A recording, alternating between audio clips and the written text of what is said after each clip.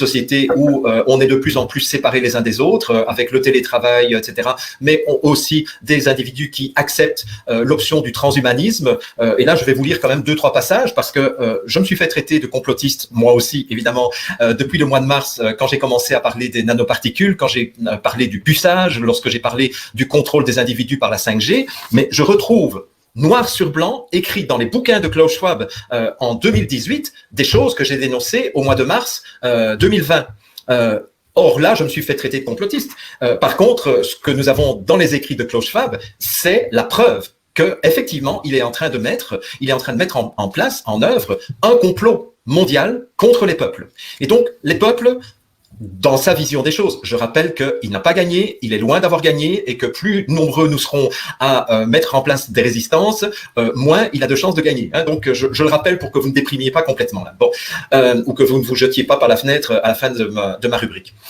Donc Klaus Schwab dit, bon ben voilà, soit vous allez dans le sens du transhumanisme, vous acceptez d'avoir des implants dans votre corps qui feront que vous allez être connecté au cloud mondial, etc., et où vous allez devenir finalement des cyborgs, et ces cyborgs petit à petit vont devenir des humains augmentés qui auront des capacités supérieures aux êtres humains normaux qui auront refusé le progrès.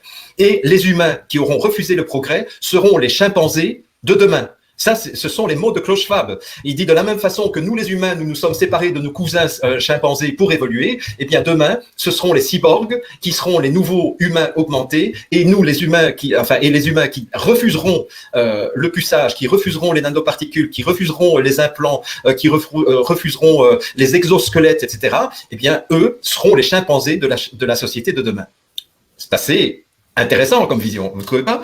Bon, alors, je vous passe quand même en revue. Il devrait travailler pour Netflix. Ah ben écoute, moi en lisant les écrits de Klaus Schwab, j'ai pensé au moins à 4 films qu'il faut que ceux qui m'écoutent pour l'instant aillent revoir. Le premier film, c'est Bienvenue à Gattaca. Je ne sais pas si certains d'entre vous l'ont vu, mais c'est une société utopique. Hein, c'est une société où les êtres humains ne sont plus conçus de façon naturelle entre guillemets, et on modifie les gènes des fœtus de telle sorte que on va fabriquer des êtres humains en fonction des besoins de la société économique, etc. Bon, donc Bienvenue à Gattaca. Regardez ça. Inception. Vous vous souvenez ce film avec Leonardo DiCaprio où on instille une idée dans le cerveau de la personne pour pouvoir la convaincre que cette idée vient d'elle-même pour pouvoir faire changer ses comportements. En fait, ça fait partie des projets du World Economic Forum. C'est que nous ayons, ils appellent ça, c'est d'ailleurs une expression que j'ai apprise en lisant. Attendez, j'y arrive. Oui, ils appellent ça le Smart Dust. Smart Dust, ça veut dire la poussière intelligente. La poussière intelligente, ce sont des nanoparticules qu'on injecte dans le corps et qui sont capables de s'organiser de façon autonome dans le corps, de telle sorte à devenir des antennes émettrices et réceptrices, de telle sorte que les êtres humains qui auraient ce smart dust à l'intérieur de l'organisme commencent à être influencés au niveau de leurs émotions, au niveau de leurs pensées, au niveau de leur volonté d'action, etc. Où donc les gens auraient l'impression qu'ils sont libres d'aller au centre d'achat du coin, etc. Alors qu'en réalité, ils sont pris en charge par ce smart dust qui est des nanoparticules auto-organisées. Pas mal quand même, hein?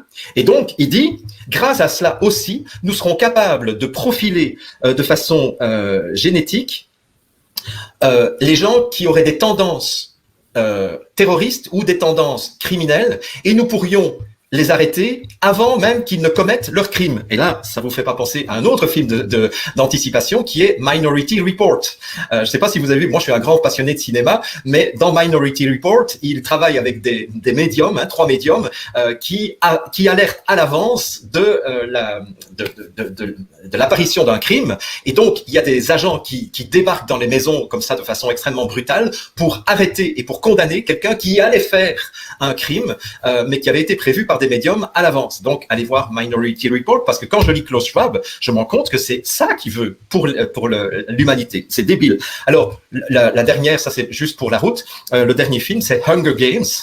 Ça, c'est une trilogie. Enfin, il y a 4 films, mais il y a 3 histoires. Hunger Games, qui est cette société dystopique où vous avez 12 secteurs de gens qui sont des esclaves, qui produisent chacun des biens pour des mégalopoles. Or, ça fait aussi partie des projets du World Economic Forum. c'est de rassembler de plus en plus les gens dans des mégalopoles, dans des villes immenses qui seraient à peu près toutes les mêmes, pour qu'il y ait de moins en moins de personnes qui vivent à la campagne, pour qu'il y ait de moins en moins de personnes qui aient une capacité d'autonomie énergétique, d'autonomie alimentaire, etc. D'ailleurs, je rappelle que je pense que c'est en Nouvelle-Zélande que maintenant il est interdit de cultiver son propre jardin. Ça devient un délit de cultiver son jardin, de semer ses semences, de récolter ses récoltes, etc. Je rappelle que dans certains États américains, c'est devenu interdit également parce que Monsanto a réussi à faire passer des lois qui maintenant rendraient les gens donc ils ont réussi à faire passer des lois qui rendent les gens dépendants de l'achat de semences stériles, où donc les semences ne sont valables que pour une saison et les gens sont obligés de semer leurs carottes, mais ils peuvent pas récupérer, par exemple les salades, on peut les faire monter en graines et puis récupérer les graines et puis l'année suivante, ou les tomates, même chose, on peut récupérer les graines de tomates et ressemer les tomates l'année suivante. Moi j'ai plein d'amis qui font ça. Eh bien c'est interdit dans certains États américains, mais ça fait partie du plan aussi du World Economic Forum. Alors quoi vous dire encore? Ah ben oui, mais grâce, ah oui, ça c'est vraiment intéressant.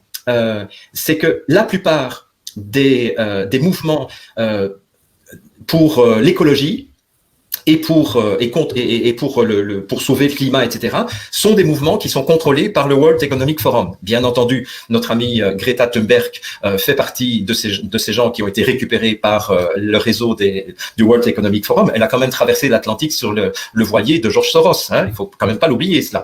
Mais il y a d'autres Voice for the Planet, les Global Shapers dont Chloé nous avait parlé il y a des mois de cela. Donc ces jeunes soi-disant militants qui sont des influenceurs vis-à-vis de la tranche d'âge 15-25 ans, eh bien, ces Global Shapers sont tous financés, en fait, et contrôlés par Schwab. Donc, d'ailleurs, l'association des Global Shapers a été créée par Schwab en 2011. Donc, il y a une espèce de faux militantisme des jeunes où on croit avoir des jeunes qui sont là pour faire des révolutions, etc., alors que eux-mêmes sont manipulés par des associations et par des réseaux qui ont été créés par Schwab lui-même. Et ah oui, alors là, évidemment, les animaux génétiquement modifiés qui vont devenir des fournisseurs d'organes transplantables aux êtres humains. Donc ça, on fait ça avec les porcs. Et les vaches, on espère qu'elles vont produire du lait qui produira différents médicaments directement dans leur lait. Donc ça, c'est vraiment génial. C'est qu'on n'a même plus besoin d'usines de fabrication des médicaments. Bien entendu, il est aussi impliqué dans le programme d'ingénierie climatique, donc les chemtrails. Vous savez, ça fait 30 ans qu'on parle des chemtrails. On se fait encore traiter de complotistes et de conspirationnistes quand on parle des chemtrails, alors que lui, il l'écrit noir sur blanc dans son bouquin. Donc, les petits merdeux qui nous emmerdent là en nous disant qu'on est des complotistes, bordel de merde, allez lire le bouquin de Klaus Schwab et vous verrez bien que les programmes de géo-ingénierie, c'est pas nous qui les avons inventés, quoi. On ne rêve pas. Il propose aussi, d'ailleurs dans son combat comment est-ce qu'il appelle ça d'ailleurs le New Deal for the Nature. Dans ce New Deal, lui, il rêve de l'énergie nucléaire, parce que l'énergie nucléaire, bien entendu, ça n'a pas d'émissions de gaz à effet de serre. Donc, on va revenir au nucléaire, on va revenir aux OGM. Enfin, bref, tout ça, c'est parfait. Et alors, pour terminer, donc, bien entendu, le rôle de l'État, c'est de faire en sorte que tout se passe au mieux pour les grosses entreprises. Et finalement, le peuple n'aura strictement plus rien à dire, si ce n'est on accepte ce qu'il nous propose ou on refuse et on devient de plus en plus des marginaux, avec de moins en moins, évidemment, de possibilités de liberté d'action, de liberté d'achat, de liberté de travail, etc. Il avoue lui-même dans ses travaux, dans son bouquin, que en fait, ils ont essayé d'imposer le gouvernement mondial à travers la peur des changements climatiques, mais que ça n'a pas marché parce que le public n'a pas eu assez peur, même de ce qu'on disait qu'il allait y avoir une élévation du niveau des océans de je ne sais plus combien, 6-7 mètres, je crois, et donc ça n'a pas pris. Donc du coup, ils se sont rabattus sur le Covid. Mais il explique aussi très clairement que de toute façon, eux, ça fait très longtemps que ils sont en train de mettre en place les conditions pour que le public accepte leur plan. Il parle lui-même du 11 septembre, qui a été une bonne façon de faire accepter des mesures liberticides. Ah oui, tiens, Extinction Rebellion, que je croyais être un mouvement indépendant, eux aussi, ils ont été créés par Klaus Schwab. C'est débile, parce que quand je regarde partout, je me dis, mais qui, finalement, est indépendant véritablement, à part nous, là. Enfin, oui. Bon, alors, et bien entendu, dans sa vision du monde, l'éducation en ligne, l'école en ligne, ça devient la nouvelle norme. Les sports en ligne aussi, les sports virtuels, etc. Le secteur bancaire en ligne, etc. Il donne des chiffres intéressants quand même. C'est que, savez-vous que Amazon et Walmart ont embauché, juste pendant le premier confinement, 250 000 nouveaux travailleurs. Ça veut dire qu'en fait, il y a véritablement une volonté de mettre par terre tous les petits commerçants, donc les classes moyennes, parce qu'en fait, ce sont les classes moyennes qui inquiètent qui inquiètent le plus ces gens qui veulent une société idéale où nous serions leurs esclaves.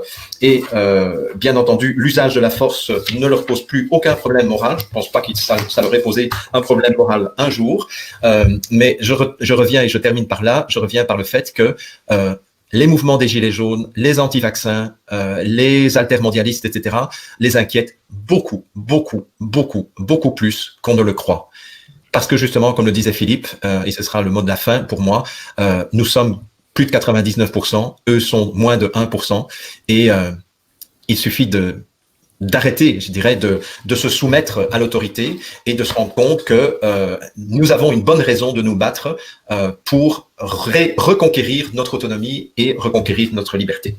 Voilà donc le Great Reset de Klaus Schwab. Mais ce qui est intéressant, c'est que si on fait un comparatif avec Hitler, c'est que Hitler avait écrit dans les années 30 Mein Kampf. Donc, il avait annoncé à l'avance ce qu'il comptait faire et personne ne l'avait cru, enfin très peu de personnes l'avaient cru.